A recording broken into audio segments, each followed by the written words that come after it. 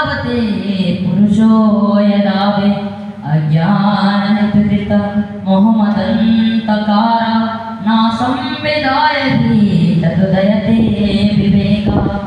कहते हैं कि हमारे एक नहीं अनेकों जन्म के जब पुण्य फल एकत्रित होता है तब जाके हमें श्रीमद् भागवत कथा को श्रवण करने का और ऐसे सत्संग में आने का सौभाग्य प्राप्त होता है और सत्संग में आने से हमें विवेक की भी प्राप्ति होती है।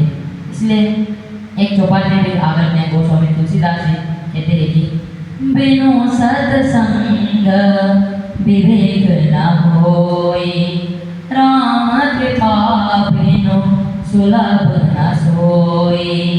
श्री राम जय राम जय जय राम श्री राम जय राम जय जय राम। प्रेम से बोलो कृष्ण कन्हैया लाल की। तो कहते हैं कि सत्संग के बिना विवेक प्राप्त नहीं होता और भगवान श्री राम के बिना हमें सत्संग सहज में नहीं मिलता और इस संसार में सत्संग का बहुत बड़ा महत्व है। आइए ये सत्संग क्या है जानते हैं कृष्ण के माध्यम से। एक दिन नारद जी सत्संग का महत्व जानने के लिए भगवान के पास जाते हैं और पूछते हैं सत्संग का महत्व। तो भगवान उन्हें पृथ्वी लोक पे भेज देते थे और नारद जी पृथ्वी लोक पे जाके एक चींटी से पूछते हैं सत्संग का महत्व। तो उसे पूछते ही उसका वहीं पे मृत्यु हो जाता है। उसके बाद नारद जी वहाँ से एक तितली के पास जाते हैं और उसका भी वहीं पे मृत्यु हो जाता है।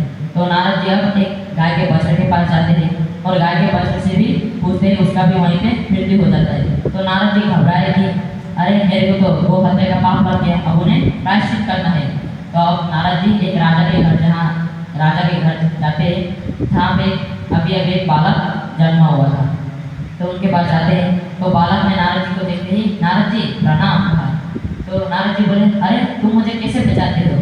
तो वो बच्चा ने कहा नारद जी मैं वही हूँ जो चींटी से तितली और तितली से बछड़ा और बछड़ा से आज मुझे मानुष्य शरीर प्राप्त हुआ है और ये मानुष्य शरीर बहुत भाग्य के बाद ही हमें प्राप्त होता है।